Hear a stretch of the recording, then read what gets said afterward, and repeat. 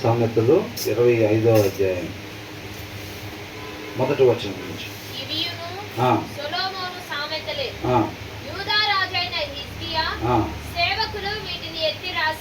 ఇప్పుడు చెప్పబోయే వాటినంతా యూదా రాజైన హిజ్కియా సేవకులు వీటిని ఓకే. సంగతి మరుగు చేయుట దేవునికి ఘనత, సంగతి శోధించుట రాజులకు ఘనత, రాజులకు ఘనత. సంగతినంట మరుగు చేయుట దేవునికి ఘనత అని అంటున్నారు. అవునండి, దేవుడు వాక్య సారాంశం ఎలా తెలిసిద్ది మనకి? దాంట్లో మరుగై ఉండిద్ది అన్నమాట. అంటే అవునా, లేఖనాల దగ్గర మనం చక్కగా వాక్య సారాంశం ఉండిద్ది. మనం దాన్ని ఆ సారాంశాన్ని పొందుకునే వారంగా మనం ఉండాలి. చదవటానికి ఎవరైనా చదవచ్చులే, కానీ ఆ వాక్య సారాంశం పొందుకోవాలి అని అంటే ఎవరైతే అంతరంగంలో నిజంగా ఆశ కలిగి ఉంటారో వాళ్ళని దేవుడు తృప్తిపరిచేవాడుగా ఉంటాడు. కాబట్టి ఆ వాక్య సారాంశం వాళ్ళు మాత్రమే పొందుకోగలుగుతారు అన్నమాట. నిజంగా దప్పికొన్న వాళ్ళకి దేవుడు ఆ సారాంశాన్ని దయచేస్తాడనమాట. అర్థమవుతుందండి? అదొక ప్రాసెస్, అదొక హిడెన్ ట్రెజర్ లాగా, గుప్త నిధిలాగా దేవుడే దాన్ని ఉంచాడనమాట. ఎందుకంటే ఒక వ్యక్తి శ్రద్ధ కలిగి ఆసక్తితో దాన్ని వెతకాలి, దాని దగ్గర సమయాన్ని కేటాయించాలన్నమాట. సమయాన్ని కేటాయించి దాన్ని కొనుక్కోవాలి. సత్యాన్ని ఏం చేయాలంట? కొనుక్కోవాలి. అంటే దేవుడి కృపను బట్టి మనకి ఇచ్చిన సమయాన్ని దాని దగ్గర మనం ఇన్వెస్ట్మెంట్ చేసి ఆ వాక్య సారాంశాన్ని మనం పొందుకోవాలి, ఆ జ్ఞానాన్ని పొందుకోవాలి, ఆ వివేకాన్ని పొందుకోవాలని అక్కడ కష్టపడాలన్నమాట. ఎవరైతే అలాగుంటారో వాళ్ళని దేవుడు సెలెక్ట్ చేసుకుంటూ ఉంటాడు అన్నమాట. అర్థమవుతుందండి? వారికి మాత్రమే అది అర్థమవుతూ ఉండేది, మిగతా వాళ్ళకి అర్థమవుదు. ఇక్కడ చూడండి ఏమంటున్నాడు, సంగతి మరుగు చేయుట దేవునికి ఘనత. తర్వాత ఆ సంగతిని దేవుడు ఏదైతే మరుగు చేశాడో దాన్ని ఏం చేయాలంట? శోధించాలి. అంటే దాన్ని ఏదైతే దాచాడో దేవుడు అక్కడ, ఆ వాక్య సారాంశం, మనం బ్రతికించే సారాంశం ఏదైతే ఉందో దాన్ని శోధించి వెతికి తీయాలన్నమాట. ఈ ఏరియాలో గొప్ప నిధి ఉందండి, అవునా? దాచటం దేవుడి పని, దాన్ని కనుక్కోవటం, కష్టపడి అది ఎక్కడుందో సమయం స్పెండ్ చేయాలి కదా, మనం మన కష్టాన్ని పెట్టాలి కదా, అవునా? ఇదంతా మన టైం ఇన్వెస్ట్ చేసి మన కష్టాన్ని చేసి అది ఎక్కడుందో త్రవ్వి తీయటం, అది మన పని అన్నమాట. మనం అందరం కూడా ఎవరంట? రాజులైనా యాజక సమూహంగా ఉండాల్సిన వాళ్ళు. కాబట్టి మన పని ఏం చేయాలంట? అక్కడ ఆ సంగతిని దేవుడు ఏదైతే దాచిపెట్టాడో దాన్ని ఏం చేయాలి? మనం వెతికి తీయాలన్నమాట. మనం అర్థమవుతుందండి? ఇది మొత్తం కూడా మన వాక్యం. అందుకనే చదవటం చాలా మంది చదువుకుంటా వెళ్ళిపోతూ ఉంటారు. ఒకసారి మనం మత్తయి సువార్త తీయండి ఒకసారి.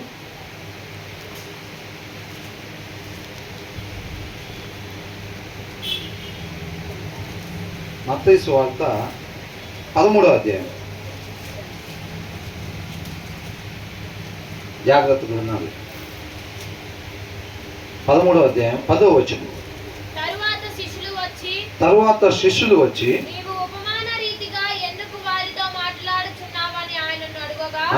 ఎందుకని వాళ్ళంతా శిష్యులు వచ్చి ఉపమాన రీతిగా ఎందుకని మాట్లాడుతున్నావు ప్రభువా నువ్వు అని అడిగారంట.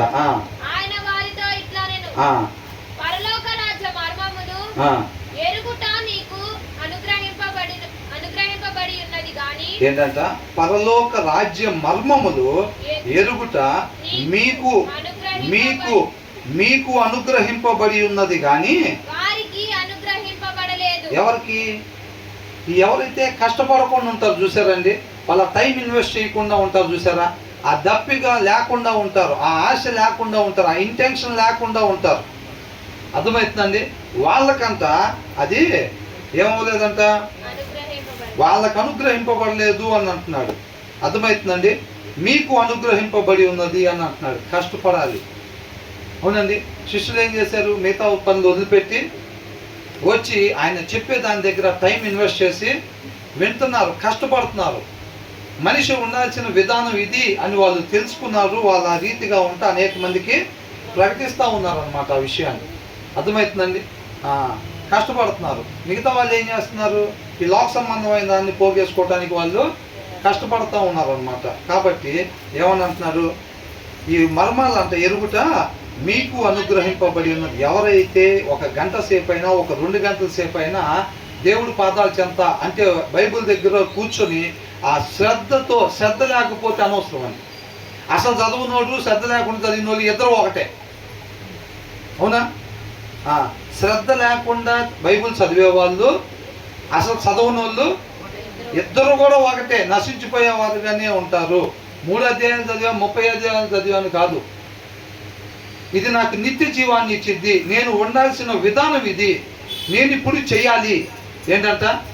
ఒక స్పూన్ ఉప్పు మనం అనుకున్నాం కదా, ఇప్పుడు అది నేను ఏం చేయాలో చెప్తున్నారు వాళ్ళు, దాన్ని జాగ్రత్తగా విని నేను అది చేయాలి. అలా శ్రద్ధగా దీన్ని చదవాలన్నమాట, శ్రద్ధగా చదవాలి. దీంట్లో నేను ఎలాగుండాలో రాసి ఉండిద్ది, నేను ఎలా మాట్లాడాలో, ఎలా నడుచుకోవాలో, ఎలా ప్రవర్తించాలో, ఎలా చూడాలో, నేను ఈ లోక మాలిన్యం నాకు అంటకుండా నేను నా తండ్రి దగ్గరికి ఎలాగ చేరుకోవాలో దీంట్లో ఉండిద్ది అని చెప్పి ఆ శ్రద్ధ కలిగి ఎవరైతే చదువుతారో అని అంటున్నాడు. అలాగే ఎవరైతే చదువుతారో వాళ్ళకంతా ఏమవుతుందంట? వాళ్ళకు అనుగ్రహింపబడిందంట ఈ మర్మాలు ఎరగటం. అర్థమవుతుందండి? అంతేగాని ఊరకనే 3 నిమిషాల్లో 3 అధ్యాయాలు 6 అధ్యాయాలు చదువుకొని బైబిల్ చదివేశానని చెప్పి అక్కడ పెట్టుకునే వాళ్ళకి ఆ మర్మాలు అర్థం కావు. తర్వాత ఏమంటున్నారు? కలిగిన వానికి ఇయ్యబడును. ఎవరైతే అక్కడ ఒక 2 గంటల సేపు 3 గంటల సేపు కూర్చొని చదువుతున్నారో, ఆ చదివిన దాని ప్రకారంగా నడుచుకుంటున్నారో ఏమైందంట? వాళ్ళకే ఇంకా తర్వాత అలా చదువుతుంటే వాళ్ళకే ఇవ్వబడతా ఉండిద్ది అనమాట. అర్థమవుతుందండి? ఇవాళ ఒక 3 గంటల సేపు కూర్చొని చదివా ఒక అధ్యాయం, 3 గంటల సేపు కూర్చొని ఎన్ని చదివారంట? ఒక అధ్యాయం చదివారు, లేదా 1.5 అధ్యాయం, లేదా 2 అధ్యాయాలు. ఇది ఊరిని చదువుకుంటూ వెళ్ళిపోయారా? అక్కడ వాక్య సారాంశం అనమాట. అవునండి? ఆ సారాంశం ఏదైతే తనకు జీవాన్ని ఇచ్చిందో దాన్ని త్రవ్వి తీసుకుంటూ ఉంటున్నారు అనమాట. అలాగే ఎవరైతే తవ్వి తీసుకుంటున్నారో వాళ్ళు మరలా ఇంకొకటి చదివేటప్పుడు వాళ్ళకే ఇవ్వబడతా ఉండిద్ది ఆ వాక్య సారాంశం. అర్థమవుతుందండి? ఆ ఆసక్తి, ఆ శ్రద్ధ ఎవరికైతే ఉంటుందో వాళ్ళు చదువుతుంటే మరలా వాళ్ళకే ఇవ్వబడతా ఉండిద్ది అనమాట. ఈ శ్రద్ధ లేకుండా ఉండే వాళ్ళకి మనం అనుకున్నాం కదా, ఏదైతే దేవుడు తలాంతులు ఇచ్చాడో వాటిని ఉపయోగించాలి, దేవుడి నామాన్ని మహింపరచాలి, దేవుడిని తృప్తిపరచాలి, ఆయన ఆనందపరచాలి, నా సృష్టికర్త ఉద్దేశం కొరకు నేను జీవించాలనే ఆశ లేని వాళ్ళు ఎవరైతే ఉంటారో వాళ్ళకి దేవుడు ఇచ్చిన తలాంతులు కూడా అక్కడి నుంచి ఏమవుతాయి అంట? తీసివేయబడతాయి అని అంటున్నారు. అర్థమవుతుందండి? అందుకనే కలిగిన వానికే ఇయ్యబడును, వానికి సమృద్ధి కలుగును,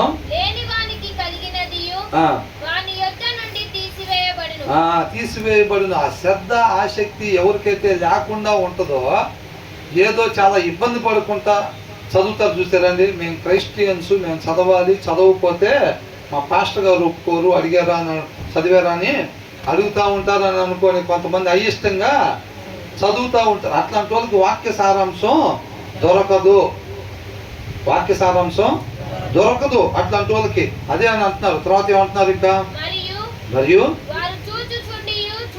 ఏం చేస్తారంట? చదివారా? 2 అధ్యాయాలు చదివాం, దాని సారాంశం అర్థమైందా? అర్థమైందా? వాళ్ళు ఏం చేస్తున్నారంట? వారు చూచుచుండి చూడరంట. అర్థమవుతుందండి? కళ్ళు తెలుసుకునే ఉంటారు కానీ వాళ్ళు తెలుసుకోవాల్సిన, చూడాల్సిన విషయాలు వాళ్ళు చూడలేరు. తర్వాత ఏంటంట? ఆ దినాల్లో ఇశ్రాయేలీయులకు కూడా దేవుడు చెప్పినప్పుడు విన్నారు, విని చేశారా? చేయలే. అంటే జస్ట్ విన్నారు అంతే, అది అని అంటున్నారు. మీరు చెవులని జస్ట్ వింటారులే కానీ ఆత్మీయంగా వినేవారుగా ఉండరు అన్నమాట. తర్వాత ఏంటంట? గ్రహింపక విన్నారు. ఎంత పెద్ద స్పీకర్ అయినా తీసుకొచ్చి ఇక్కడ చెప్పించండి, ఎంత పెద్ద స్పీకర్ అయినా తీసుకొచ్చి ఇక్కడ చెప్పించండి, ఇంటెన్షన్ లేకుండా ఇక్కడ కూర్చుంటే ఉపయోగం ఏమీ ఉండదు. అర్థమవుతుందండి? ఎంత బాగా చెప్పేవాళ్ళని తీసుకొచ్చి ఇక్కడ పెట్టినా సరే అది నన్ను బ్రతికిచ్చిద్ది, నేను ఉండాల్సిన విధానం అది, దాన్ని జాగ్రత్తగా మనం ఒడిలో పట్టుకోవాలి, హృదయం మీద రాసుకోవాలి. ఒడిలో అంటే మామూలు ఒడిలో కాదండి, హృదయం అనే ఒడిలో పట్టుకోవాలి, అది ఎంతో విలువైంది అని ఆ ఇంటెన్షన్ కూర్చొని వినే వాళ్ళకి కానీ లేకపోతే మాత్రం ఉపయోగం ఏమీ లేదు, దాన్ని గ్రహించుకోలేరు అనమాట, వాక్య సారాంశాన్ని పొందుకోలేరు వాళ్ళు. తర్వాత ఏమంటున్నారు, ఇందు నిమిత్తము నేను ఉపమాన రీతిగా వారికి బోధించుచున్నాను. అట్లా ఊరికినే చదివే వాళ్ళకి, కూర్చొని వినేసే వాళ్ళందరికీ నిత్య జీవం వచ్చేది కాదు. ఆ సెలక్షన్ జరుగుతుంది అనమాట. అక్కడ ఆత్మీయ రాళ్ళు, నూతన యెరూషలేము దేవుడు నిర్మాణం చేస్తున్నాడు కదా, వాళ్ళు ఎవరెవరు పనికొస్తారు అనేది ఎలా సెలెక్ట్ చేయాలో దేవుడు పెట్టిన విధానం అన్నమాట ఇది. అది హిడెన్ ట్రెజర్ లాగా ఎందుకు పెట్టారు అసలు, అది గుప్త నిధిలాగా ఎందుకు పెట్టారు, పైన మామూలు వస్తువులాగా ఎందుకు పెట్టలా? వాక్య సారాంశం ఆ అక్షరాలు ఎవరు చదివినా వాళ్ళకి అర్థమైపోయేటట్టు పెట్టచ్చు కదా, దాంట్లో కష్టమేముంది? దాన్ని శ్రద్ధ కలిగి, ఆసక్తి కలిగి, దాని ప్రాధాన్యతను దానికి ఇస్తా ఎవరైతే చదువుతారో, ఆ ఆశపడే ప్రాణాన్ని, ఆ దప్పికున్న తత్వం ఎవరైతే ఉంటారో వాళ్ళు అలాగే దీని దగ్గరికి ఎవరైతే వస్తారో దాన్ని బట్టి దేవుడు సెలెక్ట్ చేస్తూ ఉంటాడు అన్నమాట. అంతరంగంలో నిజంగా ఆ ఆశ ఎవరికైతే ఉండిద్దో వాళ్ళకి ఆ వాక్య సారాంశాన్ని ఇచ్చి తృప్తిపరుస్తూ ఉంటాడు. దానికోసం ఆశపడుతూ ఉంటారు చూసారండి, వాళ్ళకి ఆ సారాంశాన్ని అందించి తృప్తి పడుతూ ఉంటారు. అనేక మంది చదివేటప్పుడు ఆ వాక్య సారాంశం కొరకు ఏమైందంటే, ఒక్కొక్కసారి చదివినప్పుడు అర్థమవుతుంది, ఏంటి ఇది అసలు అర్థం అవ్వట్లేదు, ఎట్లాగ మరలా చదువుతూ ఉంటారు. దానికి పైకి కిందకు చూస్తూ ఉంటారు. వాటికి సంబంధించిన కొన్ని ఎక్కడన్నా దీనికి సంబంధించింది ఏదన్నా సారాంశం మనకి అటాచ్మెంట్స్ ద్వారా దొరికిద్దామో అని చెప్పి ప్రయత్నం చేస్తూ ఉంటారు. అంటే అది తవ్వటం అన్నమాట. ఇప్పుడు ఇక్కడ నిధి ఉంది, లోపల పొలుగు తీసుకొని తవ్వుతాం కదండి, అలా తవ్వటం అన్నమాట. ఇదేంటి నాకు ఇది అర్థం అవ్వట్లేదు అంటే దీని సారాంశం ఏంటి, దీనికి సంబంధించింది ఇంకెక్కడన్నా ఉందా, పైన వచనాలు చూడటం, కింద వచనాలు చూడటం, ఓవరాల్ సారాంశం చూడటం, దానికి సంబంధించి ఆ నిధి తీసుకోకుండా ముందుకు వెళ్ళడం అన్నమాట. అర్థమవుతుందండి? అలా చూసేటప్పుడు దేవుడు ఆ కష్టాన్ని ఇష్టపడతాడు. ఆత్మీయ సోమరులుగా లేని వాళ్ళు చేసే పని అన్నమాట అది. అర్థమవుతుందండి? కష్టపడుతున్నారు, తవ్వుతున్నారు, అక్కడే ఉండి ఆ సారాంశం కావాలి, నాకు ఆ వచ్చిన సారాంశం కావాలి, అది మిస్ అవ్వకూడదు. ఏదో చదివేసామో ఫార్మాలిటీ కానీ నెక్స్ట్ దాంట్లోకి వెళ్ళకూడదు అని చెప్పి మనం అక్కడే చూసుకుంటూ ఉండేటప్పుడు దేవుడు ఎంతో ముచ్చటపడేవాడిగా ఉంటాడు. అర్థమవుతుందండి? ఎంతో ముచ్చట పడేవాడిగా కష్టపడుతుంటే మనం చక్కగా వెతుకుతుంటే దానికోసం ఎంతో ఇష్టం పుట్టింది దేవుడికి. ఆ తగిన సమయంలో ఒక పావు గంట, ఒక 20 నిమిషాలు మనం దానికోసం కష్టపడుతుంటే దేవుడు అప్పుడు సారాంశాన్ని అందిస్తాడు మనకి. అర్థమైందండి? అప్పుడు మనకి ఎస్ ఇది అన్నమాట. దీంతో ఎందుకు పోల్చారని అంటే, దీంతో వల్ల ఈ లోకంలో మామూలు కలిగే ఉపయోగం ఏంటో, ఆత్మీయతకి దానివల్ల అలాంటి లాభం. నా కుమారుడా తేనె తినుము, అవునా, కానీ నీ ఆత్మకు జ్ఞానము అట్టిదని తెలుసుకొనుము అని అంటున్నాడు. తేనె తినమంటున్నాడు. ఫస్ట్ లేదో తేనె మంచిదని చెప్పి తినమంటున్నారేమో, తేనె తింటే జ్ఞానం వచ్చిద్దేమో అని కూడా అనుకోవచ్చు. ఆసక్తి లేకుండా చదివితే ఏమైంది?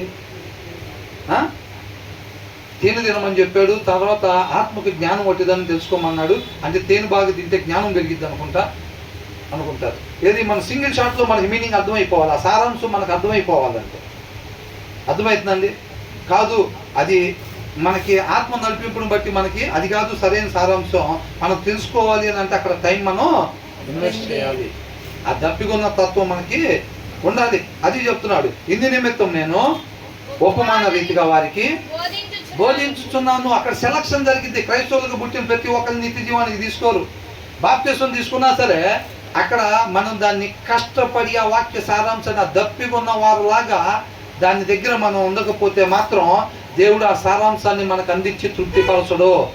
అంతరంగంలో ఆ వాక్య సారాంశం కొరకు ఆకలి కొనేవారిగా, దప్పికొని ఉండేవారుగా కనిపించాలి దేవుడికి.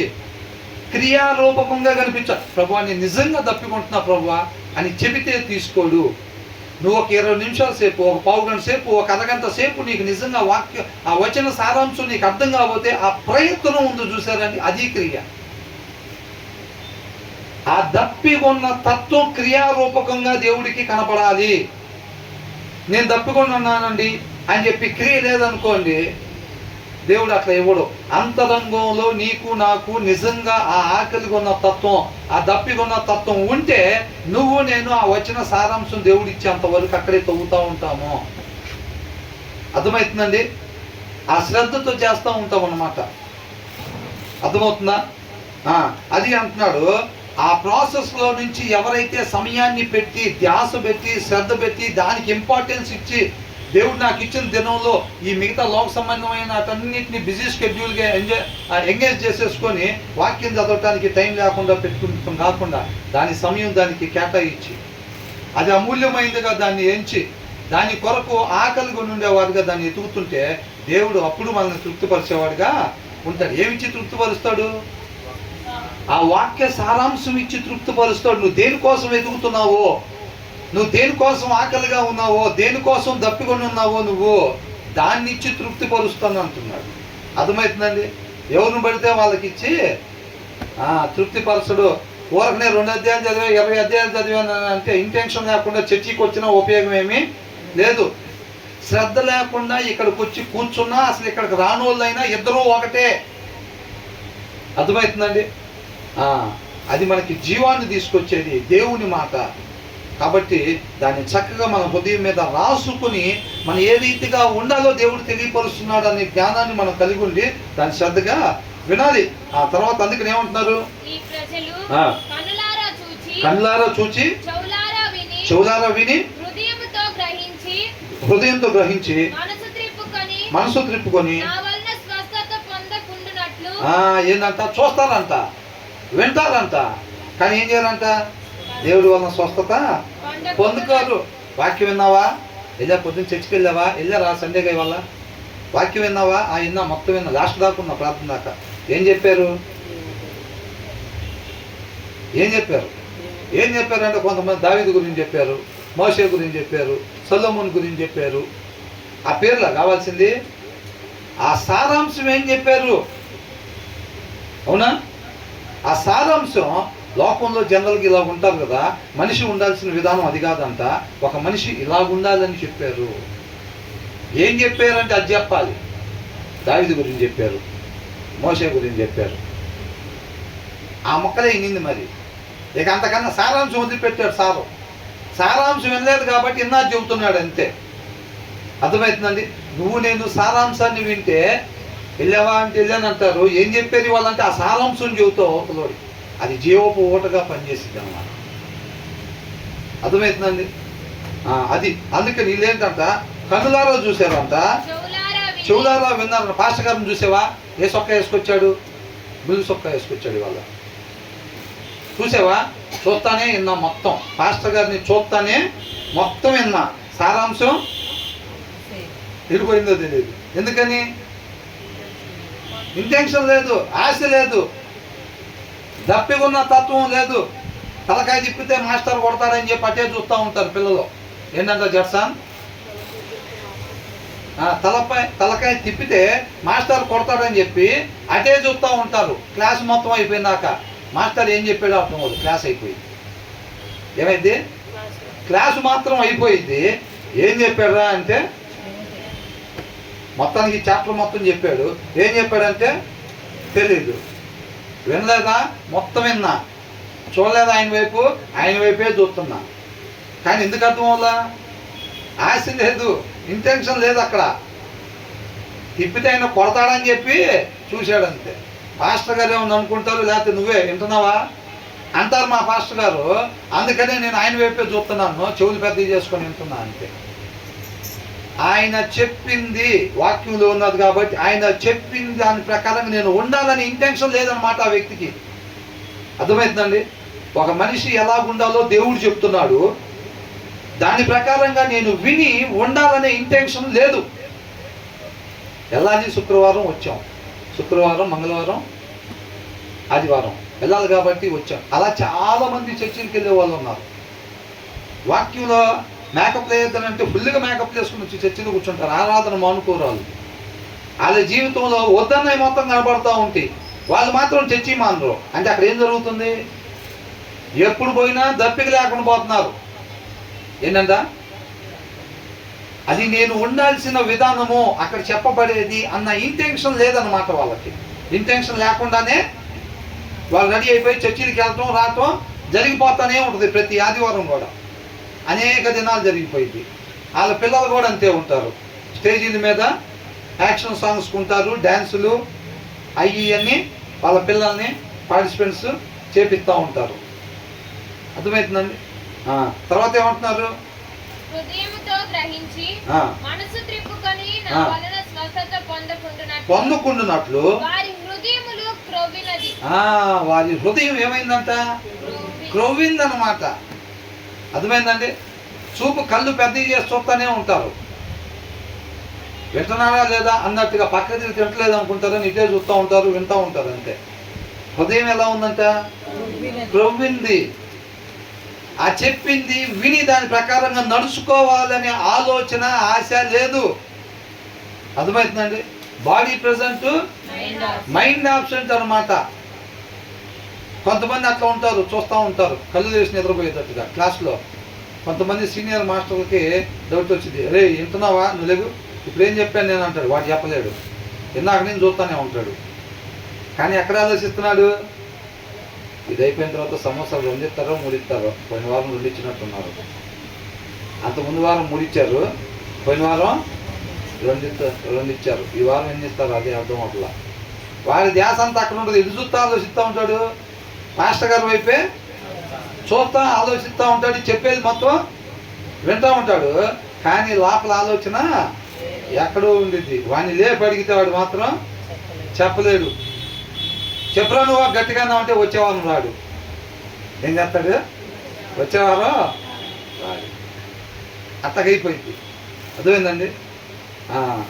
నేను కూడా చిన్నప్పుడు మా పేరెంట్స్ రూపాయి ఇచ్చి కానుకలు వేసి సండే స్కూల్కి పంపించేవాళ్ళు. మా తమ్ముడికి ఒక 10 రూపాయలు, నాకు ఒక 10 రూపాయలు ఇచ్చేవాళ్ళు. మేమిద్దరం దారిలో చెరవ పావులా కొనుక్కొని పావులా తీసుకుని వెళ్ళేవాళ్ళం. సందా వేసారా లేదా అడుగుతారని చెప్పి మొత్తం కొనుక్కుంటే ఖచ్చితంగా పాస్టర్ గారు చెబుతాడు అని చెప్పి ఏం చేసేవాళ్ళం, సందా వేసారా మా పిల్లలు అంటే వేసారని చెప్పాలి కాబట్టి 10 రూపాయి చిల్లర మార్చి ఇచ్చేవాళ్ళు మాకు. మేమిద్దరం కొట్టి దగ్గర చెరవ పావులా కొనుక్కొని ఆ పావులా తీసుకుని వెళ్ళేవాళ్ళం. మమ్మల్ని ఇంగ్లీష్ మీడియంలో వేశారు, అక్కడేమో తెలుగులో చదివించేవాళ్ళు బైబిల్. కంఠత వాక్యం ఒకరి తర్వాత ఒకళ్ళు వేసి మైకు పొట్టిది చేసి, ఇంత పొట్టిది చేసేవాళ్ళు మైకు, పిల్లలం కదా, ఇంత పొట్టిది చేసి మైకు ఒక్కొక్కడు వచ్చి చివరి నుంచి అక్కడ చేతులు కట్టుకొని కంఠత వాక్యం అప్పు చెప్పి వెళ్ళి కూర్చోవాలి అన్నమాట. నేను చర్చికి ఏం చేసేవాడిని, శుభ్రంగా ఫ్యాన్లు లైట్లు బల్లే ఉంటాయి, టైల్స్ గిట్స్ అన్నీ ఉంటాయి నీట్గా అని చెప్పి బాగుండేది. భలే నీట్గా ఉంటుంది, చాలా బాగుంటుంది, ఫ్యాన్ అంతా బాగుంటుంది, ఫ్రెండ్స్ కూడా ఉంటారని చెప్పి వెళ్ళేవాడిని. వెళ్ళిన తర్వాత వాళ్ళు ఏం చేశారు, చిన్నగా మా పాస్టర్ గారు ఏదో వచ్చామా 4 మాటలు చెప్పామా ముగించామా అన్నట్టు కాకుండా ఆయన దేవుడు నాకు ఇచ్చిన గొర్రెలు అని చెప్పి ఇష్టపడి వాటిని కాసుకుంటూ ఉండేవాడు. అంటే ఏం చేసేవాడు, పిల్లల వరకునే వచ్చిపోతున్నారా, మనం కూడా వచ్చిపోకూడదు, వాళ్ళని చక్కగా నీతిమంతులుగా తీర్చిదిద్దాలని చెప్పి ఒకరి తర్వాత ఒకడు వచ్చి మొత్తం ఇక్కడ నుంచొని చెప్పండి, ఆ రకంగానే వీళ్ళు ఇంటి దగ్గర వాక్యం చదువుతారు అని చెప్పి ఆయన అట్లా చెప్పాడు. మనం ఏమో చదివేవాళ్ళం కాదు, వెళ్ళేవాళ్ళం. వెళ్ళకపోతే ఇంటి దగ్గర తన్ని నీట్గా పంపించేవాళ్ళు, తలదువ్వి మొత్తం నూనె రాసి ఇటు నుంచి కాలిపోతా ఉండేది, పంపించారు. మేము పోయి ఆ పొట్టి మైకి దగ్గర నుంచొని చెబుతుంటే కావాలని పోయి ఆ చివర కూర్చునే వాళ్ళం. 3వ లైన్ దగ్గరకు వచ్చేసరికి బట్టి పట్టొచ్చలేదు అని అందరు చెప్తా ఉంటారు కదా. ప్రయాసపడి భారం మోసుకోవాల్సిన సమస్త జనాలు మత్తయి సువార్త 11వ అధ్యాయం 28వ వచనం, అదే లాస్ట్. అది చెప్పిన తర్వాత మానేసాను అప్పటి నుంచి. అయితే ఈ చివరి నుంచి ఆ చివరి దాకా మొత్తం నుంచొని చెప్తున్నారు. ఇంకా చెబుతుంటే మన తెలుగు చదవటమే వచ్చేది కాదు మాకు. ఒకటే తెలుగు సబ్జెక్టు, తెలుగు పుస్తకం, మిగతా ఇంగ్లీష్లో ఉండే.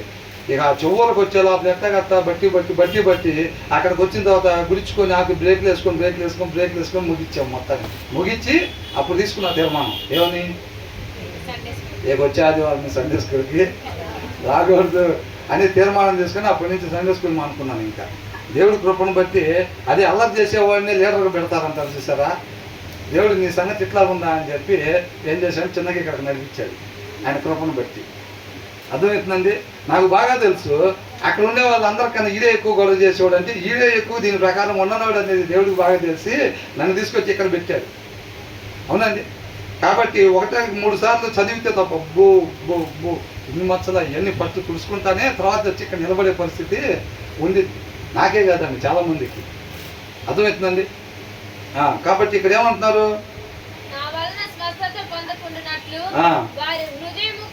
క్రొవ్వినది,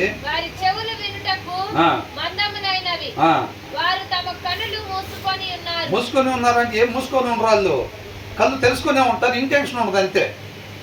అర్థమవుతుందండి? ఆ శ్రద్ధ ఉండదు, ఆసక్తి ఉండదు అనమాట.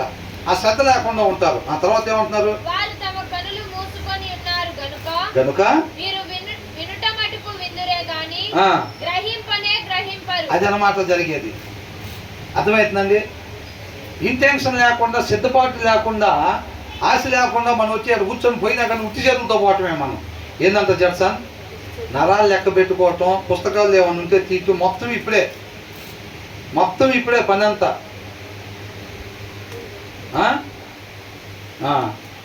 ఏంటంట, ఏం చేస్తారంట? ఉట్టి చేతులతో వచ్చి ఉట్టి చేతులతో వెళ్తామే ఇంటికి. వెళ్ళామా చర్చి కంటే? వెళ్ళాము. అంతకుముందు చర్చికి పోకముందు ఎట్లా ఉన్నామో, పోయిన తర్వాత కూడా అంతే ఉంటాం. అందుకనే చాలామంది నెలల తరబడి, సంవత్సరాల తరబడి చర్చిలకు పోతూ ఉంటారు, కానీ వాళ్ళ జీవిత విధానంలో ఎక్కడ మార్పు కనపడదు మనకి. ఎందుకని? ఆచారంగా చర్చిలకు వెళ్ళి వస్తూ ఉంటారన్నమాట. ఇంటెన్షన్ లేకుండా ఆచారంగా చర్చిలకి వెళ్ళేసి వస్తూ ఉంటారు. అందుకనే వాళ్ళ జీవితంలో ఏ మార్పు కూడా కనపడదు. లోక సంబంధులకు ఉన్నట్టుగానే ఉంటా ఉంటారు. ప్రతిదినము అటెండెన్స్ చేయించుకుంటారు చర్చిలో, కాకపోతే జీవిత విధానాలు మాత్రము మారవు అని అంటున్నారు. గ్రహింపనే గ్రహింపరు, చూడటానికి మాత్రం చూస్తానే ఉంటారు, ఎంత మాత్రం కూడా తెలుసుకోరు అనమాట అని యెషయా చెప్పిన ప్రవచనము. ఇంటెన్షన్ లేకుండా ఉండే వాళ్ళు ఉంటారు, చూసారండి? వాళ్ళకి అంటున్నాడు వాక్య సారాంశం నేను అందిని అంటున్నాడు దేవుడు. వీళ్ళ గురించి యెషయా ప్రవక్త చెప్పింది అని అంటున్నాడు. అలా ఎవరైతే కూర్చొని అక్కడ కష్టపడతారో, నేను సెలెక్ట్ చేయాలి కదా, మరి దేవుడు సెలెక్ట్ చేసుకోవాలి కదా. ఆ సెలెక్ట్ చేయటానికి విధానాన్ని పెట్టాడు. అందుకనే దాన్ని గుప్త నిధిలాగా దేవుడు వాక్య సారాంశాన్ని పెట్టిన కారణమే అది. అర్థమవుతుందండి? మనకు అనిపిస్తుంది, ఓహో ఆయన సెలక్షన్ అట్లా చేసుకుంటున్నాడా, అలా పెట్టాడు అనమాట ఆయన సెలక్షన్ అని అనుకుంటా. అది ఆయనకి ఘనత అని అంటున్నాడు. అవునా? తర్వాత ఏమంటున్నారు ఇంకా?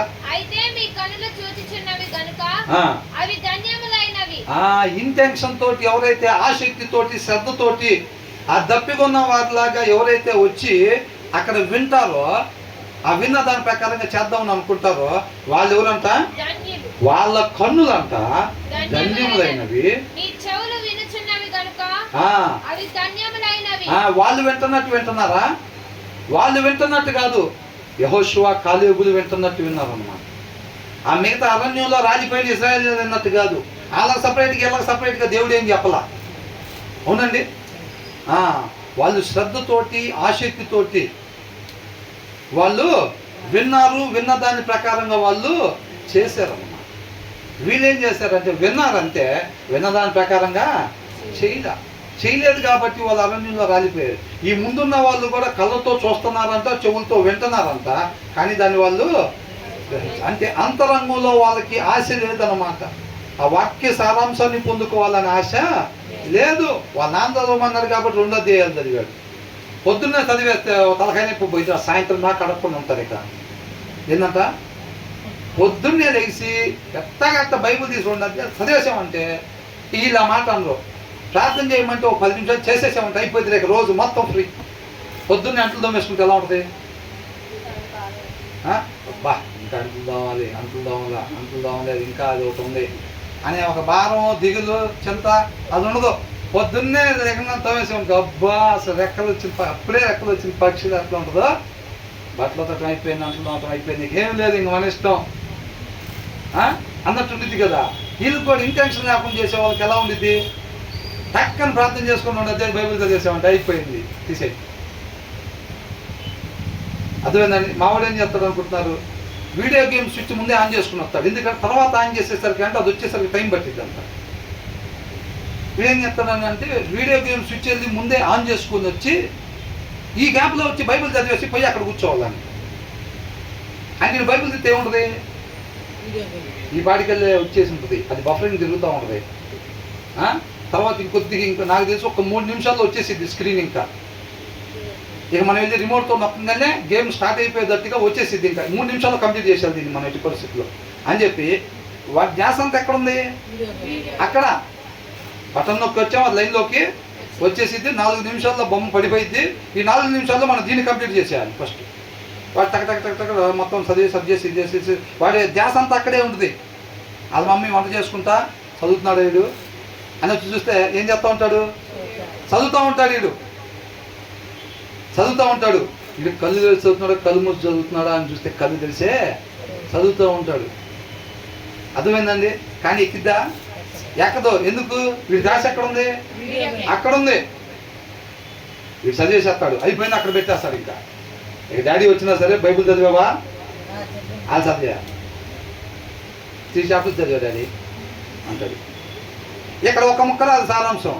అక్కడ పోతే అవుట్ అవ్వకుండా ఆడుతూ ఉంటాడు. ఏంద్రా అంటే శ్రద్ధ పెట్టి ఆడుతున్నాడు. ఇక్కడ ఏం నేర్చుకున్నావు ఆ 3 అధ్యాయాలు అంటే ఏం లేదు. మా పాపను అడిగితే ఎప్పుడు పట్టినా మోషే వాళ్ళ గురించి మళ్ళీ ఎప్పుడు అడిగినా ఇక అదే. మరి అన్ని అధ్యాయాలు ఆ బైబిల్ అదే రాసేదో ఏమో కానీ ఎప్పుడు అడిగినా కానీ ఇక అదే చెప్పింది. పొద్దున్నే బైబిల్ చదివి స్కూల్లో దింపుతాకి వెళ్ళేటప్పుడు ఇవాళ ఏమొచ్చింది నువ్వు చదివిన దాంట్లో ఏముందనంట. మోషే ఇట్లాగా వాళ్ళ కోసం ఆ సాక్రిఫైస్ తీసుకొని వచ్చి ఆఫరింగ్ ఇట్లాగా ఇచ్చేసాడు. ఇక అదే చెప్పింది. నిన్న కూడా చదివినా అదే వచ్చిందా, మొన్న కూడా అదే వచ్చిందా అని అంటే ఇవాళ కూడా అదే కావాలని చూపిస్తాం మీకు అని అట్లా చెప్పింది అన్నమాట. అంటే ఏం జరుగుతుంది? ఇక్కడ మాత్రం ఇంటెన్షన్ లేకుండా చదివేసేస్తున్నారు, అయిపోతుంది. అక్కడ పోయిన తర్వాత బ్రహ్మాండమైన నైపుణ్యత వస్తుంది. అక్కడ వీడియో గేమ్లో తక్కువ టైంలో నేర్చేసుకుంటున్నారు, ఆట మొత్తం నేర్చుకుంటున్నారు, అవుట్ అవ్వకుండా ఆడుతున్నారు. ఎట్లా ఆడుతున్నారో మీరంటే ఇంటెన్షను శ్రద్ధ పెట్టి జాగ్రత్తగా ఆడుతున్నారు, నేర్చుకుంటున్నారు, రాసుకుంటున్నారు హృదయం మీద. వాళ్ళు ఇటు వచ్చినప్పుడు ఇటు అన్నారు, ఇటు వచ్చి ఇది రాయండి హృదయం మీద అంటే ఏం రాస్తున్నారు? అవి రాసుకుంటున్నారు. వాళ్ళు అవుట్ అవ్వకుండా ఆడుతున్నారు. దీని కాడకు వచ్చేసరికి ఏమవుతుంది? ఇంటెన్షన్ లేకుండా చదివేసేస్తున్నారు. దీన్ని అర్థమవుతుందండి? అది చెప్తున్నారు ఇక్కడ. అదే చెప్తున్నారు. ఏమంటున్నారంట? మీ కన్నులు చూచుచున్నవి కనుక వాళ్ళు చూసినట్టు కాదండి, ఆశతో చూస్తున్నాయి. ఆ వాక్య సారాంశం కొరకు ఆశతో చూస్తున్నాయి అన్నమాట. నేను చెయ్యాల్సింది ఇప్పుడు చెప్పబోతున్నారు. ఇక్కడ చెప్తున్నారు, నేను దాన్ని జాగ్రత్తగా నా హృదయం అనే ఒక లాకర్లో, విలువైన లాకర్లో నేను దాన్ని పెట్టుకోవాలి అనే ఆశతో వినేవాళ్ళు, చూసేవాళ్ళు. ఆ కన్నులంట ఏంటంట? ధన్యములైనవి.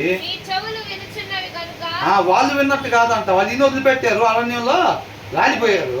వాళ్ళు విన్నట్టు కాదంట. యెహోషువ కాలేబు ఎలాగైతే విన్నారో అలా వింటున్నారు. వాక్యం దగ్గరికి వచ్చేసరికి శ్రద్ధగా వింటున్నారు. దేవుడు మాట ఇది, నేను ఎలా ఉండాలో చెప్తున్నారు దీంట్లో. యర్సన్ అట్లాగా జాగ్రత్తగా దానికో సారాంశం మిస్ అవ్వకుండా ఎవరైతే శ్రద్ధ కలిగి వింటారో అలా వినే చెవులు వాళ్ళు ఎవరంట? అవి ధన్యములైనవి. అనేక ప్రవక్తలను నీతిమంతులను మీరు చూచు వాటిని చూడగోరియు చూడకపోయిరి, మీరు విను వాటిని వినగోరియు వినకపోయిరని మీతో నిశ్చయముగా చెప్పుచున్నాను. చూసారండి? అందుకని అవి అట్లా పెట్టారనమాట. కన్సీల్డ్ గా ఎందుకు పెట్టారు అంటే దానికోసం అవి దాచుబడి ఉన్నాయి అన్నమాట. అర్థమవుతుందండి? కాబట్టి 25వ అధ్యాయం, సామెతలు 25వ అధ్యాయం 1వ వచనం 2వ వచనంలో ఏమనుంది? సంగతి మరుగ చేయుట దేవునికి ఘనత. సంగతి శోధించుట. ఆ దేవుడు దేన్నైతే దాచాడో, మరుగు చేశాడో, ఆ మరుగు చేసిన దాన్ని, ఆ గుప్త నిధిని, వాక్య సారాంశాన్ని వెతికి తీయటము. అది పావు గంట పట్టొచ్చు, అరగంట పట్టొచ్చు, 30 గంట పట్టొచ్చు. ఏంటండి ఇది? ఫెలోషిప్పేగా. అయితే అది పావు గంట పట్టవచ్చు, అరగంట పట్టవచ్చు, 30 గంట పట్టవచ్చు. అది ఎంతసేపు పెట్టినా సరే దేవుడు ఏదైతే వాక్య సారాంశాన్ని దాచాడో, దట్సన్ వాక్య సారాంశాన్ని దేన్నైతే దాచాడో ఆ దేవుడు దాచిన దాన్ని వెతికి తీయటము రాజులకి ఘనత అంటారు. అర్థమవుతుందండి? ఇప్పుడు రాజు దగ్గరికి తీసుకొస్తారు. తర్వాత ఏమంటున్నారు? ఇంకా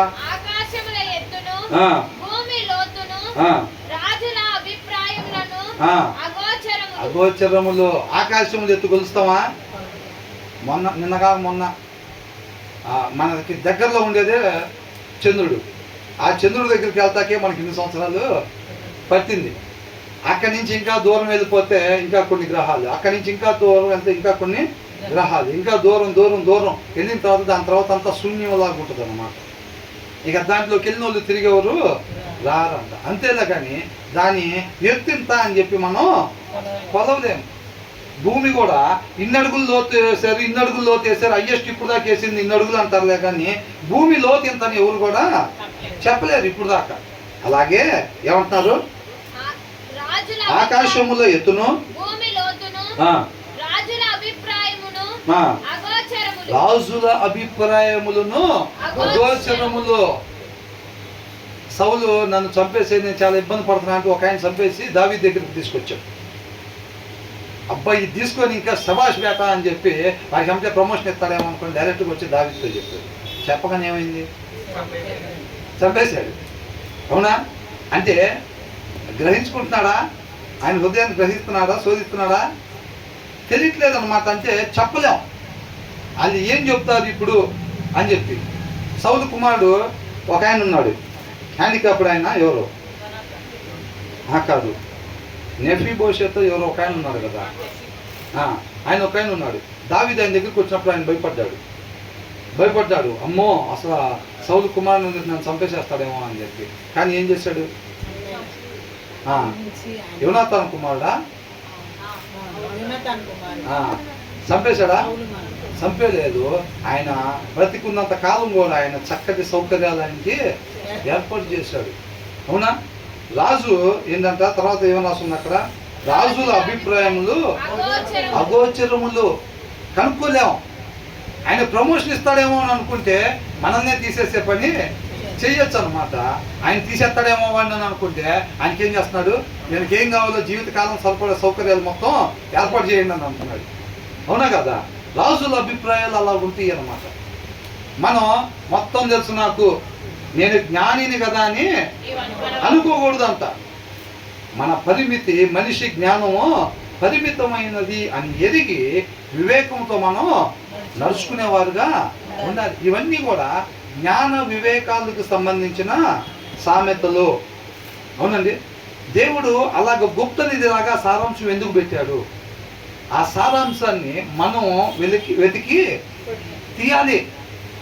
ఆ ఆసక్తి ఉంటేనే దేవుడు ఆ నిధిని మనకు అందిస్తాడు అనమాట. ఆ సారాంశం, ఆ వచ్చిన సారాంశం నాకు కావాలి, నేను ఉండాల్సిన విధానం దీంట్లో ఉంది, నేను ఆ సారాంశం తీసుకోకుండా దాటి వెళ్ళిపోయానంటే ఆ వచనం నా జీవితంలో ఆ సందర్భం వచ్చినప్పుడు నేను ఉండకూడని రీతిగా ఉంటాను నేను, కాబట్టి నేను దాన్ని వదిలి వెళ్ళను, అది నాకు ఎట్టి పరిస్థితుల్లో కావాలి, నేను ఉండాల్సిన విధానం కాబట్టి అని దాని దగ్గర ఎవరైతే ఆశపడి ఉంటారో దేవుడు ఆ సారాంశాన్ని ఇచ్చి వాళ్ళని తృప్తిపరుస్తాడు అన్నమాట. అర్థమవుతుందండి? నేనేదో పైకి చూడంగా విమానం పోతుంటే కావాలని ఆశపడి 7 వారాలు ఉపవాసం ఉండి ప్రార్థన చేస్తే ఆయన ఏమి ఇచ్చి తృప్తిపరచడు. ఆయన చిత్తానుసారంగా ఏది అడుగుతామో అది ఇస్తానంటున్నాడు. అదే మనకున్న ధైర్యం. అర్థమవుతుందండి? కాబట్టి తర్వాత ఏమంటున్నారు,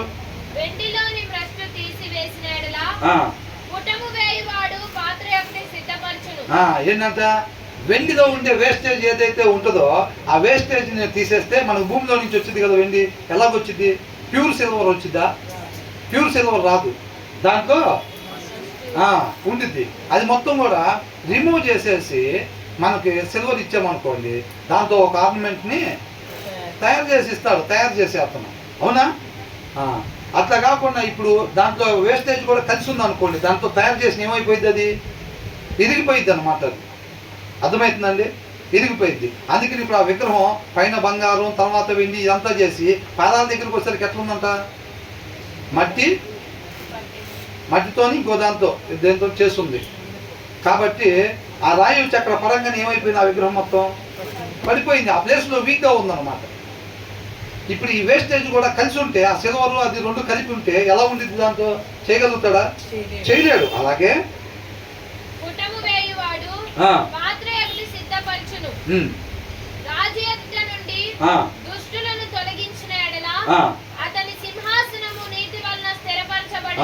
రాజు ఎదుట నుంచి దుష్టులను తీసివేసిన ఎడల ఆ సింహాసనం స్థిరపరచబడును. దేని ద్వారా? నీతి వలన స్థిరపరచబడును. ఎవరు తీసేయాలంట? దుష్టులని రాజు ప్రెజెన్స్ లో నుంచి తీసివేయాలి, రాజు సామ్రాజ్యం నుంచి తీసివేయాలి. ఎందుకు? లేకపోతే వాళ్ళు అక్కడ ఉండి తప్పుడు సలహాలన్నీ మనకి ఇస్తూ ఉంటారు. ఆయన ఇంప్లిమెంట్ చేశాడు అనుకోండి, యెరోబాముకి ఏమైందో అదే అయిద్దనమాట. కాబట్టి ఇక్కడ ఆయన దుష్టుడు అనేది ఎలా తెలిసిద్ది? అసలు ఆయన మాట్లాడకూడని మాట మాట్లాడుతున్నాడు, ఆయన చూడకూడని రీతిగా చూస్తున్నాడు, ఆయన ప్రవర్తించకూడని రీతిగా ప్రవర్తిస్తున్నాడు అనేది తెలిస్తే ఆయన దుష్టుడు అనేది మనకు తెలిసింది. అవునా? ఆయన మాట్లాడకూడని రీతిగా మాట్లాడుతున్నాడు అని మనం ఐడెంటిఫై చేయాలంటే మాట్లాడాల్సిన రీతి ఏదో మనకు తెలుసున్నది ఫస్ట్. అవునా కదండి? ఇప్పుడు ఇది వంకరగా ఉంది అని అంటే తిన్నగా ఉండేది ఎలా ఉండేదో మనకు తెలుసున్నది ఫస్ట్. అవునా కదా? అట్లాగే ఈయన దుష్టుడు అని మనం చెప్పాలంటే మాట్లాడకూడని మాట ఏది, సరైన మాట ఏదో అంటే వాక్యం ఫస్ట్ మనలో ఉండాలి. సత్యమేదో న్యాయమేదో ఫస్ట్ ఆ రాజులో ఉండాలి. అది తీసేయాలంటే, దుష్టులను ఆయన తీసేయాలంటే ఏముండాలి? ఈయనలో ఉందనుకోండి వాక్యం. ఎవడన్నా తప్పుడు సలహా ఇవ్వగానే అది అన్యాయపు సలహా అది అని ఈయనకి ఎలా తెలిసింది? న్యాయం ఏంటో ఫస్ట్ ఈయన దగ్గర ఉండాలి. ఈయన వాక్యంతో చూడాలి దాన్ని. అవునా? వాక్యం ప్రకారం చూస్తే నువ్వు ఇచ్చిన సలహా అన్యాయము, నువ్వు ఇలాంటి సలహా ఇచ్చావంటే అది మీ లోపల ఉంటేనే బయటికి వచ్చింది అంటే నువ్వు అన్యాయస్తుడివి, అన్యాయమైన ఆలోచనలు చేస్తున్నావు, స్వాభావికంగా ఉండే మూఢత్వంలో నుంచి వచ్చిన ఆలోచన అది అనేది తెలియాలంటే ఫస్ట్ ఈయన దగ్గర ఉండాలి కదా. అది అంటున్నాడు అనమాట. ఏమంటా? ఆ జ్ఞానం ఉండాలి ఫస్ట్. అర్థమవుతుందండి? రాజు దగ్గరికి ఎప్పుడైనా సరే కొన్ని జడ్జిమెంట్ చేయమని వస్తాయి కదా. రాజు వచ్చి సింహాసనం మీద కూర్చుంటే ఎవరైనా ఇప్పుడు ఎమ్మెల్యే గారు కూడా బయటకు వచ్చేటప్పుడు ఏమవుతుందంటే, అన్న ఒక 12 ఉన్నాయి సెటిల్మెంట్, కొంచెం అవి మాట్లాడేసుకొని తర్వాత మనం అక్కడి నుంచి ఓపెనింగ్కి వెళ్ళాలన్నా అంటారు. ఏంటో ఆ 12 అని అంటే లోపలే పర్సనల్ పిఏ ఉంటాడు కదా, ఆయన ముందే లోపలే తీసుకొస్తారు. అంటే అర్జీ ముందే పెట్టుకోవాలి. ఈ ఆదివారం రాజుగారి దగ్గర తీర్పుకి వెళ్ళాలంటే ఆ ఇరువైపులా ఇద్దరు కూడా వాళ్ళ అర్జీలు తీసుకొచ్చి ముందే ఆ వారంలో పెట్టాలన్నమాట. పెట్టినప్పుడు రాజుగారు వాటిని పరిశీలించుకుంటాడు. పరిశీలించుకొని దానికి సంబంధించింది ఎవరిది న్యాయమో ఎవరిది అన్యాయమో జడ్జిమెంట్ ముందే చూసుకుంటాడు. ఇప్పుడు జడ్జి గారు వచ్చి కూర్చుంటారండి. జడ్జి గారు వచ్చి కూర్చొని నువ్వు చెప్పనగానే ఏమంటే జడ్జిమెంట్ ఇచ్చేస్తారా? వాటికి సంబంధించి మొత్తం ఉంటే ముందే ఆ జడ్జి గారు ముందు స్టడీ చేస్తాడు. మొత్తం ఇరువైపులా మొత్తం తెలుసుకొని ఆ జ్ఞానంతో ఏం చేస్తాడంటే ఎవరు ఇల్లీగల్గా ఉన్నారో దాన్ని ముందే ఆయన చూసుకుంటాడు. చూసుకొని ఆయన అక్కడికి వచ్చి ఆ టేబుల్ మీద కూర్చుంటాడు. కూర్చున్న తర్వాత ఆ ఫైల్ అప్పుడు మూవ్ చేస్తాడు. 11:30కి ఆ ఫైల్ మూవ్ చేస్తారంట అని అంటారు. అంటే 11:30కి దానికి సంబంధించిన జడ్జిమెంటు చెప్తాడు ఆ జడ్జి గారు. కానీ దాని మీద ఆయన ఎంతో శ్రమ పడి వస్తాడు ఆ వారం. అర్థమవుతుందండి? దానికి 1 నెలన్నర టైం కావాలి, 2 నెలల టైం కావాలి. ఎందుకు? అది ఎవరిది తప్పు ఎవరిది ఒప్పో స్టడీ చేయటానికి. అర్థమవుతుందండి? దాని మీద ఇప్పుడు మనం అంతలా ఆ ఆశ, ఆ ఇంటెన్షన్ ఏదైతే ఉందో రాజుకి అది తెలియాలన్నమాట. ఆ జ్ఞానం ఉండాలి రాజు దగ్గర ఎప్పుడైనా. అర్థమవుతుందండి? అందుకనే మీరు అక్కడికి వెళ్ళిన తర్వాత ఆ కనాను దేశంలోకి వెళ్ళిన తర్వాత మీ సహోదరుల నుంచి మీ గోత్రాల్లో నుంచి ఒకరిని రాజుగా మీకు నచ్చిన వాళ్ళని మీరు ఎన్నుకోవచ్చు. కానీ ఎవరిని ఎన్నుకున్నా సరే ఆయన దగ్గర ఈ ధర్మశాస్త్రం ఒక జిరాక్స్ కాపీ ఒక సెట్ తీసుకొని ఆయన దగ్గర పెట్టుకొని ఆయన ప్రతి దినము దాన్ని ఏం చేయాలంట? చదవాలి. చదివినప్పుడు దాని ప్రకారం ఉండాలని ఆయనకు ఆశ కలిగి నన్ను ఆశ్రయిస్తాడు, నేను ఆయన్ని తృప్తిపరుస్తాను, ఆ సత్యంతో మిమ్మల్ని పరిపాలన ఆయన చేస్తాడు. అర్థమవుతుందండి? రాజుగా ఉండే ప్రతి ఒక్కరికి ఆ జ్ఞానము ఆ వివేకము ఉండాలి. వాళ్ళ దగ్గరకు వచ్చేది ఒక్కసారి కూర్చొని ఆ 20 నిమిషాల్లో ఆ 12 తీర్పులు తీర్చేసి ఆయన అక్కడి నుంచి ఓపెనింగ్కి వెళ్ళిపోవటానికి అప్పటికప్పుడు స్టడీ చేసేది ఏమీ ఉండదు. వాళ్ళు అర్జీలు పెట్టుకున్న దాన్ని బట్టి ముందే మొత్తం కనుక్కుంటారు. ఆదివారం ఇవ్వాలంటే గురువారం శుక్రవారమే కనుక్కొని వీళ్ళు రాసిందంతా కరెక్టేనా కాదా దానికి సంబంధించిన మనుషులు పంపించి ఊర్లో ఎంక్వైరీ చేపిస్తారు. మొత్తం క్షుణ్ణంగా కనుక్కుంటారు. దాని మీద ఆ జ్ఞానంతో పరిశోధన చేసుకొని ఎవరిది న్యాయమో ఎవరిది అన్యాయమో చక్కగా తెలుసుకుని దాని ప్రకారంగా ఆ జడ్జిమెంట్ డే రోజున తీర్పు ఇస్తారన్నమాట. అర్థమవుతుందండి? ఈయన ఆ దుష్టుల్ని రాజు ఎదుట నుండి ఆ దుష్టుల్ని తొలగించిన ఎడల, ఆ దుష్టుల్ని తొలగించాలంటే వాళ్ళు దుష్టులు అనేది ఈయన గ్రహించుకోగలగాలి ఫస్ట్. అర్థమైందండి? ఈయన దగ్గర న్యాయం ఉండాలి, ఈయన దగ్గర సత్యం ఉండాలి. మీరు చూస్తే గమనించారా? మన దావీదు గురించి ధ్యానించుకునేటప్పుడు దావీదు అంట ప్రతిరోజు లెగవగానే ఏదైతే మార్నింగ్ ఫ్రెష్ అప్ అవుతారు కదా, ఫ్రెష్ అప్ అవ్వగానే ప్రతిరోజు ఆయన చేసే పని ఆ దేశంలో ఉండే వాళ్ళల్లో ఆ దుష్టులుగా ఎవరైతే ఉంటారో వాళ్ళని నిర్మూలన చేసే పరిస్థితి, అంటే తీసివేసుకునేదంటే ప్రతిరోజు దినచర్యలో భాగం అంట. ఆయన సలహాదారుల్లో దుష్టులు ఎవరు లేకుండా చూసుకునేవాడంట. అట్ ద సేమ్ టైం ఆయన రాజ్యంలో కూడా దుష్టులు ఎవరు లేకుండా చూసుకునేవాడు. అంటే ఉన్నవాళ్ళు ఉన్నట్టు వాడు దుష్టుడు అంటే వాళ్ళని చంపేసేయటం కాదు, వాడిని పిలిచి కౌన్సిలింగ్ ఇవ్వటం, అవునండి, కౌన్సిలింగ్ ఇవ్వటం, వాడికి సత్యాన్ని చెప్పటం, సత్యానుసారంగా జీవించటం, అట్లాగే వాడికి చెప్పటం అనమాట. అంతకుముందు ఓనేసిం ఎలా ఉన్నాడంట? పూర్వం నీకు నాకు పనికిరాని వాడే, కానీ నా ప్రాణము వంటి వాడైన ఓనేసిము నీ దగ్గరికి ఇప్పుడు నేను ఇప్పుడు ఎలాగైపోయాడు? అంతకుముందు నీకు పనికిరాడు, నాకు పనికిరాడు, అదే ఓనేసిము ఇవాళ నా ప్రాణంతో సమానంగా అయ్యాడు. అంత మార్పు చెందాడు అనమాట. అలా మార్చుకుంటాడు దావీదు. ఏ ఆత్మ నశించిపోవటం ఇష్టం లేదు కాబట్టి అందరిని చంపేస్తాడు దేవుడు. చచ్చిపోవటం కాదు, అందరినీ ఆయన వలే మార్చుకుంటున్నాడు, విజ్ఞాపన చేస్తున్నాడు. ఆయన ఇంకా ఆలస్యం చేయట్లేదు. ఏ ఆత్మ కూడా నశించిపోవట్లేదు అని చెప్పి తండ్రి దగ్గర విజ్ఞాపన చేస్తా ఆయన కృప చూపిస్తా ఉన్నాడు. ఆ కృపను మనం సద్వినియోగం చేసుకొని మనం ఏం చేయాలి? మారు మనసుని పొందాలి. అర్థమవుతుందండి? కాబట్టి ఆ జ్ఞానం ఉండాలన్నమాట. ఆ వాక్యం చదువుతుంటే ఆ దేవుడి జ్ఞానం వచ్చింది. అదే చెప్తున్నారు. తర్వాత ఏమంటున్నారు? వెండి నుంచి మస్టు ఎలాగైతే తీసేస్తామో ఆ రాజ్యం నుంచి అక్కడి నుంచి అంట దుష్టుల్ని తీసివేయాలన్నమాట. మనలో ఉన్న దుష్టత్వానికి, మన చుట్టూ ఉండే వాళ్ళలో నుంచి కూడా. అవునా? అట్లా తర్వాత ఏమంటున్నారు?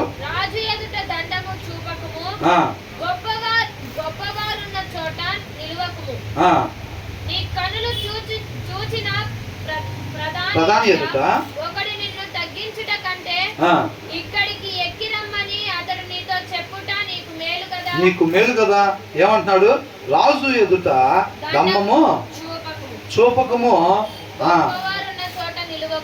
దంభం చూపిస్తా. కొంతమంది ఏంటి, ఇందాకే షర్ట్ కొన్న 7,000 ఎలాగుంది అంటాడు. అది చూపిటాకే కొనుక్కొచ్చింది. ఏందంట? ఈయన కంఫర్ట్ గురించి కాదంట, ఈయన కంఫర్ట్ గురించి కాదు. మనోళ్ళు ఏం చేస్తారు? అక్కడెక్కడో చలి ప్రదేశాల్లో వేసుకోవాల్సిన వస్త్రాలు సూట్లు వేసుకుంటారు. అక్కడ మనోళ్ళు ఏం చేస్తారంటే గొప్ప వాళ్ళు అక్కడ సూట్లు వేస్తారు, వాళ్ళు మనకన్నా గొప్పగా ఉంటారు, ఎక్కువ డబ్బులు ఉన్న వాళ్ళు ఉంటారు ఆ దేశాల్లో అని చెప్పి ఆ సూట్లు ఇక్కడ ఎండబడే ప్రదేశాలు వేసుకొని చెబుతూ ఉంటారు. స్వభావం ఆల్రెడీ ముందే ఎండ మన దగ్గర, అవునా? మన దగ్గర ముందే వాతావరణం బాగా వేడిగా ఉండిద్ది. అయినా మనోళ్ళు సూటు మాత్రం తీరు అలాగే చెప్తూ ఉంటారు. అంటే ఏంటి? అంతే. ఇప్పుడు గొప్ప పెద్ద పాస్టర్ గారు సూట్ వేసుకొస్తే పెద్ద పాస్టర్ కదా అని అర్థం, అవునా కదా? అట్లాగా ఏంటంటే ఎక్కడ రాజు ఎదుటంట దంభము చూపకము, గొప్పలు చెప్పుకోవద్దు అని అంటే తర్వాత ఏమంటున్నారు? గొప్పవారి చోట అంటే రాజు ఎదుట దంభం ఎక్కడ చూపించకూడదు అంటే, ఇప్పుడు రాజుగారు స్టేజీ మీద ఉంటారు, ముందు విఐపి సీట్లు వేస్తారు, స్టేజీ కింద ముందు విఐపి సీట్లు, దాని తర్వాత నుంచి దాని తర్వాత మామూలు సీట్లు వేస్తారు. మనం ఏమనుకుంటాం? ముందే పోయి విఐపి సీట్లో కూర్చుంటే అంటే ఏం చేస్తున్నట్టు? నేను దీనికి ఎలిజిబుల్, నేను మన క్రియ ద్వారా ఏం చెప్తున్నాం? ఐ యామ్ ఏ విఐపి, నా స్టేటస్ ఇది, నేను ఈ కుర్చీలకి తగినోడిని అని మన క్రియ ద్వారా తెలియపరుచుకుంటున్నట్టు అన్నమాట. అర్థమవుతుందండి? అది గొప్ప చేసుకోవటం అంటే, అవునా కదా? మనం పోయి విఐపి కుర్చీలో కూర్చోవటం అని అంటే నేను గొప్పోడిని, ఇది గొప్పోళ్ళు కూర్చునే ప్రదేశం, నేను ఇక్కడ కూర్చున్నానంటే నేను గొప్పోడిని అని మన క్రియ ద్వారా తెలియపరుచుకున్నప్పుడు ఏమైందంట? నీ కన్నులు చూచిన ప్రధాని ఎదుట ఒకడు నిన్ను తగ్గించుట కంటే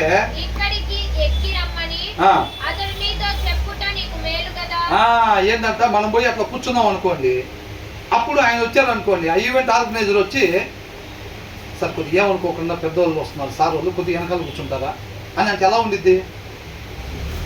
మనమే ముందు వచ్చి విఐపి సీట్లో కూర్చున్నాం, అవునా? మనం హెచ్చించుకున్నాం, అంతేకా అర్థం?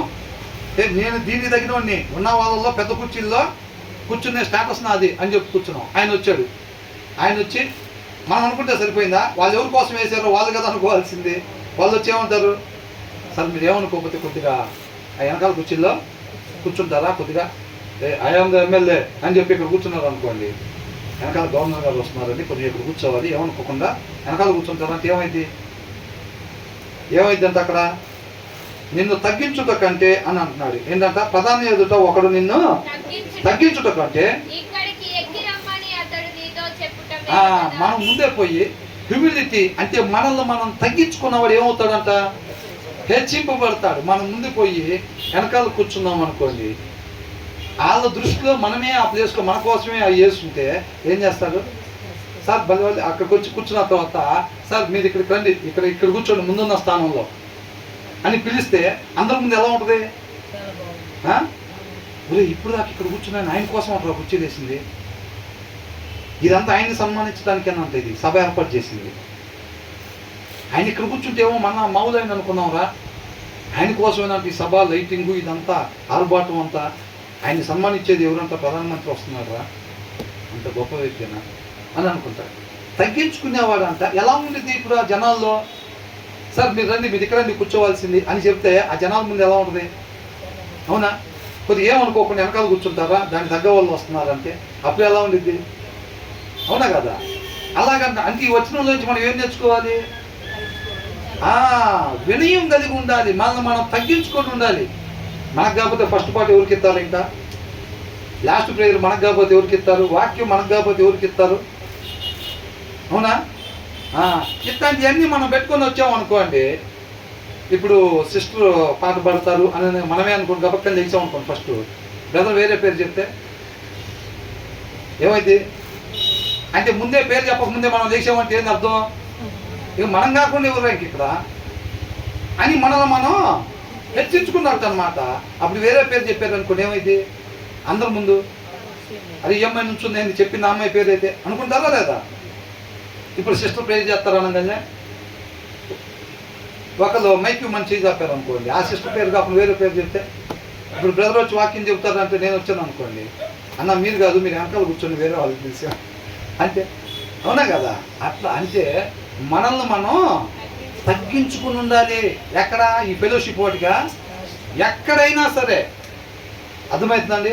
ఎక్కడైనా సరే మనల్ని మనం తగ్గించుకుని ఉండాలన్నమాట. అందుకని వాళ్ళ ముందు గొప్పలు చెప్పుకోకూడదు, రాజు ముందు డంబము చూపకము అని. అంటే ఎక్కడ కూడా మనం గొప్పవారిగా, మనకన్నా మనం పొరుగు వాళ్ళు యోగ్యులు అనుకోవాలి తప్ప, మనం ఎక్కడన్నా సరే మిగతా వాళ్ళకన్నా మనమే యోగ్యులు అని చెప్పి మనం ఎప్పుడు కూడా అనుకోకూడదు. కానీ లోకం వేరుగా ఉంటుందండి, నేను చెప్తున్నా, లోకము వేరుగా ఉంటుంది.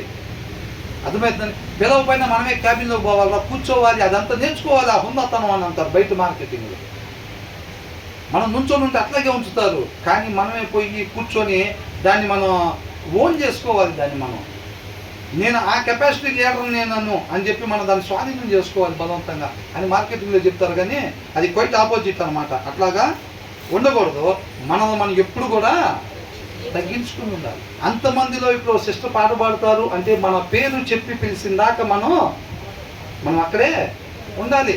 అంతే తప్ప ముందే లేచిపోవటం అట్లా ఇట్లా ఉండకూడదు. లోపల ఉందనుకోండి ముందే లేచి వస్తాం. సిస్టర్ ప్రేర్ చేస్తారు అనగానే ముందే లేచి వెళ్తాం. లోపల ఉంటే ఆ హెచ్చింపు, మనమేగా ప్రార్థన, నేను బ్రహ్మాండంగా చేస్తా ప్రార్థన, నేను బ్రహ్మాండంగా పాడతా పాట, నేను బ్రహ్మాండంగా చెబుతా వాక్యం. అసలు అర్థమవుతుందండి? ఇప్పుడు ఇట్లాగా మనకు లోపల ఉందనుకోండి బిహేవియర్ ఆటోమేటిక్గా బయటికి వచ్చింది. అప్పుడు మనం ఏమవుతాం? అవమానపరచబడేవారిగా అవుతాము. కాబట్టి మనం వినయం కలిగి ఉండాలన్నమాట ఎక్కడైనా సరే. అవునా? ఇక్కడికి ఎక్కి రమ్మని అతడు నీతో చెప్పుట నీకు మేలు కదా అంటున్నాడు. అర్థమవుతుందండి? కాబట్టి ఈ జ్ఞాన వివేకాలకు సంబంధించిన మొత్తం కూడా చక్కగా మనం ధ్యానించుకొని మనిషి ఏ రీతిగా ఉండాలనేది దేవుడు మనకు చక్కగా తెలియపరుస్తూ ఉన్నాడు. కాబట్టి ఆ రీతిగా మనం ఏంటంటే రాజుల అభిప్రాయమును అగోచరములు ఆకాశం ఎత్తేలా కొలవలేమో, భూమిలో తెలా కొలవలేమో, ఒక రాజు యొక్క హృదయాన్ని కూడా మనం అలాగా కొలవలేము. నాకు అన్నీ తెలుసు అనుకుంటే పొరపాటే. అవునా? దీని రిఫరెన్స్ ఎక్కడ చూసామంటే అమ్మటే యోబు. భూమికి పునాదులు వేసినప్పుడు నువ్వు ఎక్కడ ఉన్నావు అని అడుగుతాడు. అయ్యా తప్పు అయిపోయింది, ఇక ఎప్పుడు నోరు తెరవను. ఆలీకి చెప్తే నీ గురించి నేను పెద్ద మొత్తం చేస్తాను అనుకున్నాను. నేను అసలు నాకు రావటం ఏంటి శ్రమలో, నేనేం మౌలు ఉన్నా అలా తప్పవన్నా నేనేమన్నా అనుకున్నాడు. అనుకున్నారా లేదా? నాకు రావటం ఏంటి, వాళ్ళకి వచ్చిన వీళ్ళకి వచ్చిన పర్వాలేదు, పావుగంట ప్రార్థన చేసేవాళ్ళు. నాకు రావటం ఏంటి అసలు? నేను ఎట్లాంటి వాడిని? ప్రతిరోజు పిల్లల కోసం బలిచ్చినవాడిని నేను, ప్రతి నిమిషం దాని గురించి ఆలోచించేవాడు. నాకు రావటం ఏంటి శ్రమలో అని అనుకుని దేవుడితో వ్యాజ్యం మోడల్ నా రేంజ్కి మీరు ఎవరు సెట్ అవ్వరు. డిస్కషన్ కూడా దేవుడితో వ్యాజ్యం మోడల్ అన్నాడు. వచ్చాడు దేవుడు. రాగానే ఏమన్నాడు? ఆయన నోరు తెరిచి ప్రశ్నలు చేస్తుంటే ఈయనేమనుకున్నాడు? నాకు రావటం అసలు నాకు తెలియదు ఏముందని అనుకున్న ఆయన ఒక్కదానికి కూడా సమాధానం చెప్పడానికి నోరు నువ్వు రాలా. అది చెబుతున్నాడు. మనం ఎప్పుడు కూడా నేను జ్ఞానిని కదా అని అనుకోకూడదు. జ్ఞానవంతుడంట ఇంకా జ్ఞానమైన మాటలు చెప్తుంటే ఆ జ్ఞానానికి ఇంకా యాడ్ చేసుకుంటాడు, మెరుగుపరుచుకుంటూ ఉంటాడు, ఇంకా పెంచుకుంటూ ఉంటాడు. లేకపోతే ఇవన్నీ మనకు తెలుసులే, మనకు తెలియదే ఉంది. బైబిల్లో ఆదికాండం మొత్తం తెలుసు, నిర్గమాకాండం మొత్తం తెలుసు, 3 సార్లు చదివా. కొంతమందికి ఆ ఫీలింగ్ ఉండిందా లేదా? స్టోరీ తెలిస్తే కాదండి, దాని సారాంశం హృదయంలో ఉందో లేదో చూసుకో. ఆ సారాంశం మనం బతికిచ్చేది, అవునా కదా? కాబట్టి చక్కగా వినాలి ఎవరు చెప్పినా. కాబట్టి ఈ వచనాలు మనం జాగ్రత్తగా మళ్ళీ ఒకసారి చదువుకొని దాని ప్రకారం మనం ఉండేవారంగా ఉండాలి. దేవుడికి మహిమ కలుగును గాక.